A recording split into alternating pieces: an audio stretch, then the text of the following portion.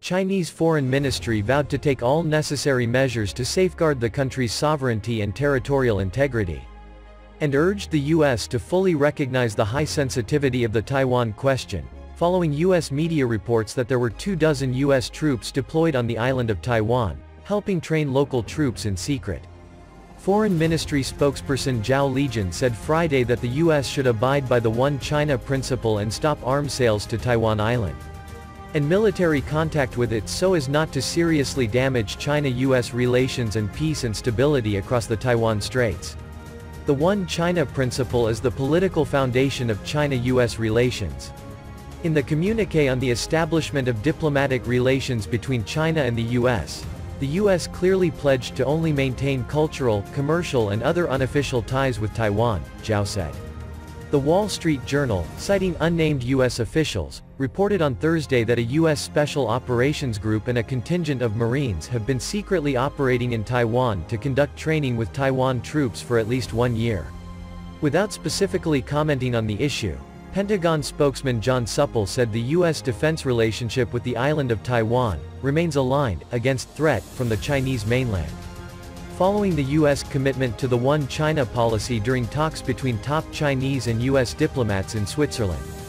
Although the Pentagon showed a subtle attitude, neither confirming nor denying the reports, Chinese mainland experts said it could be true that U.S. troops have been on the island of Taiwan, and they believe there will likely be more military cooperation between the U.S. and the secessionist Authority of Taiwan, with a tendency to be less secretive in the future. Experts from the island of Taiwan said the reports are bound to increase danger across the Taiwan Straits and increase the antipathy of peace-loving people. The U.S. has made a clear commitment to China on the Taiwan question, Zhao said. President Joe Biden made it clear during his phone conversation with Chinese President Xi Jinping that the U.S. has no intention of changing the One China policy. U.S. Secretary of the Navy Carlos Del Toro said on Wednesday that the U.S. will continue to provide arms and technology for Taiwan to defend itself. It's our ultimate responsibility, he said. The WSJ, which represents conservative voices, released the report to express dissatisfaction with the Biden administration, at a time when relations between the U.S. and China are thawing, Yuan said. The alleged military deployment can also be used as a tool to reassure Taiwan's DPP authority, experts said. Both the U.S. and Taiwan Island were relatively secretive on the issue of military deployment and assistance, but now they have made it public, said Xin Chang, Deputy Director of the Center for American Studies at Fudan University. The mainland may look to review its policies on the matter, with old and new problems likely to be settled together if relations with the U.S. deteriorate, Xin said.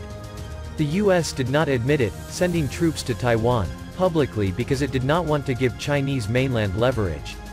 The U.S. military has been helping train Taiwan soldiers for years.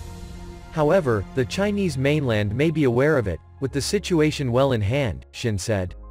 The expert said it is also likely to be the Biden administration's double-dealing strategy, to show a tough stance against Chinese mainland, and appease domestic opposition after the positive signal released from the dialogue between Yang Jiechi, China's top diplomat, and U.S. National Security Advisor Jake Sullivan.